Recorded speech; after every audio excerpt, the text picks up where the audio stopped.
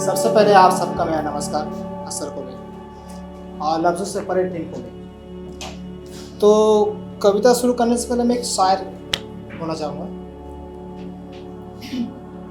इत्र से कपड़ों का महकना कोई बड़ी बात नहीं है। इत्र से कपड़ों का महकना कोई बड़ी बात नहीं है। मज़ा तो तब है जब आपके किरदार से खुशबू आए।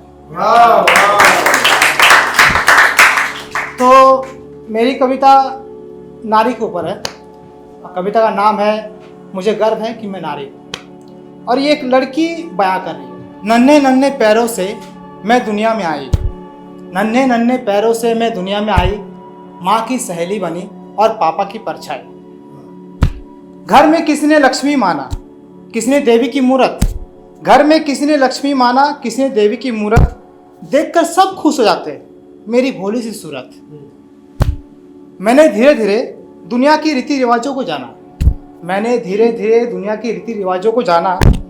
देवी बनकर पूजी जाती है यह कई देश की वीरांगना।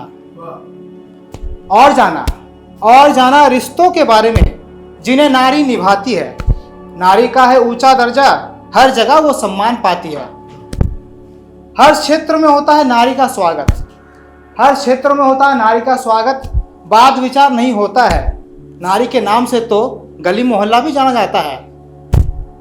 मुझे गर्व है इस देश पर जहाँ लड़का लड़की में फर्क नहीं होता है, जहाँ बिटिया के ससुराल जाने पर पूरा मोहल्ला रोता है।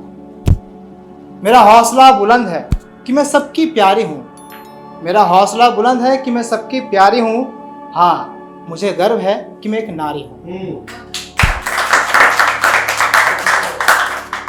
और एक छोटी सी कविता है जो मतलब एज ए राइटर जो हम लिखते हैं तो क्या क्या विचारधाराएं हमारे दिमाग में आते हैं उसको मैंने जस्ट कोशिश किया। तो इसका नाम है नाटक। मैं भी नाटक लिखता हूँ तो कैसे वो दिमाग में चलता रहता है वही।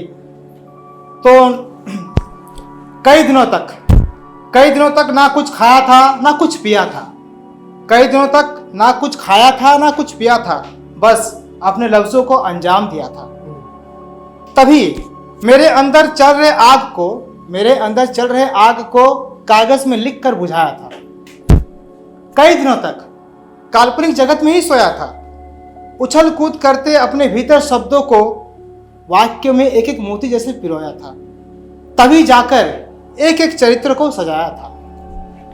कई दिनों तक पता नहीं कौन आया था कौन गया था, कई दिनों तक पता नहीं कौन आया था कौन गया था, मेरा साथ तो बस मेरा ही साया था। इसलिए नाटक ने मुझे आगे का रास्ता फरमाया था।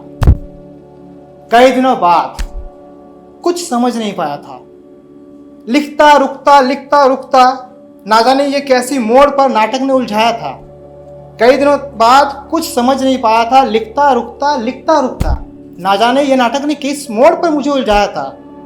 फिर कई दिन बाद मुझे समझ आया था, जिस मोड़ पर मैं फंसा था उसे नाटक ने पहले ही सुलझाया था। तभी जाकर नाटक को पूरा कर पाया था। शुक्रिया बहुत बहुत।